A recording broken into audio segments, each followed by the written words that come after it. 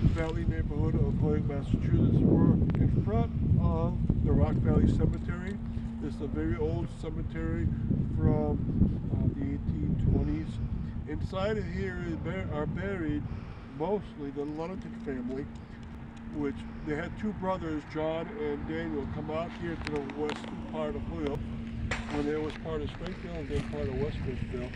And they made this cemetery circle and they tend to be in the middle in the obelisk. Right? But I'm going to tell you about a lot of the features. Right? It's every row in there has a different story. I gave a tour here about 5 years ago, and we had, I think, 8 stops in there, so there's a lot to tell you.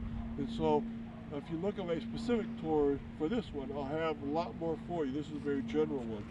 So first we're going to scan from side to side.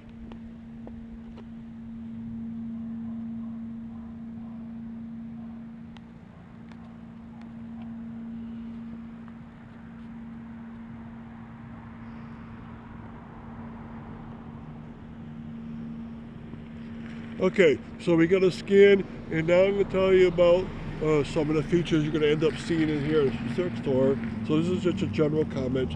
You can see the beautiful gate in front of it, the Rock Valley Cemetery gate. Always open here, but of course they want you to be gentle because a lot of these stones are extremely old, around the 1820s or more. And inside here to the right, the first family is of great interest is the Perkins family. And that's the first obelisk of 3. The one on the right, the one that's made out of the white stone. And Justin Perkins lived in Holyoke. He became a minister in Iran and went there. And there's a religion, a very specific religion called the Nestorian religion. And he able to revive their language, write books for them to read again in their language. This is a group in the northern parts of Iran, and he wrote out a series about, I think it was 8 books that he wrote about his adventures in Iran when it was called Persia. And he had 7 children there. 6 of them ended up dying in Iran, and that made him very sad. He ended up coming back here in the 1870s, and he would die by the end of the 1870s. But he had done a great thing for that religion. They had revived their language and revived their religious ceremonies. They're a Christian group that only composed of 1 million. Is probably the smallest Christian group in the whole world.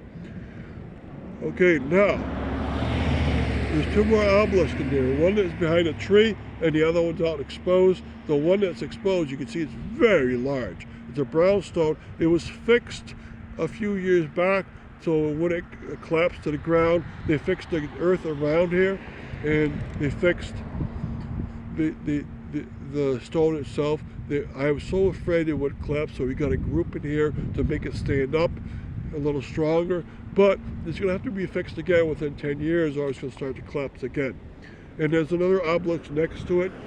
Both are for the 2 Ludington brothers, John and Daniel, and in front of them are the stones out of that family. Both John and Daniel are buried here, but their sons, daughters, grandchildren, so forth are also buried here. And a great-great-grandchild is buried in there too. His first name was Earl, and he made this cemetery a lot cleaner about 30 years ago. And we revived his work in the last 5 years. You come here a couple times a year, clean up the stones, make them upright, to rake up the leaves, so it's a nice cemetery to be in it again. Right? And so I hope you come back for the very specific tours that we keep doing around this area. And I go into more of the great details of what's inside here.